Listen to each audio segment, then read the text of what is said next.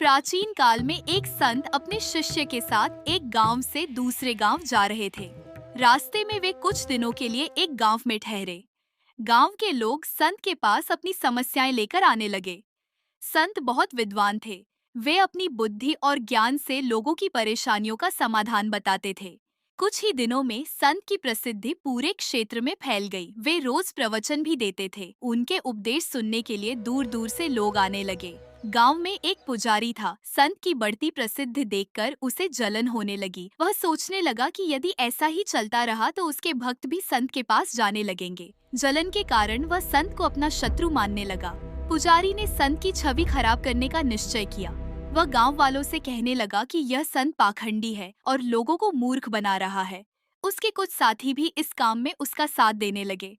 एक दिन संत के शिष्य ने गांव में अपने गुरु की बुराई सुनी तो वह क्रोधित हो गया।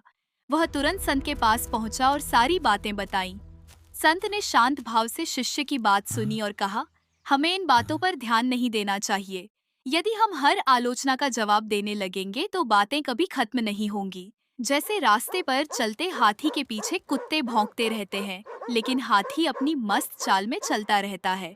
उसी प्रकार हमें भी अपनी राह पर चलते रहना चाहिए और अपने काम में लगे रहना चाहिए। शिष्य को अपने गुरु की बात समझ में आ गई और उसका क्रोध शांत हो गया। दोस्तों, यह जरूरी नहीं कि हर व्यक्ति हमारे पक्ष में हो। समाज में कुछ लोग विरोध भी करते हैं। हमें उनकी निंदा से विचलित हुए बिना अपने लक्ष्य पर ध्यान देना चाहिए और अपना काम करते रहना चाहिए।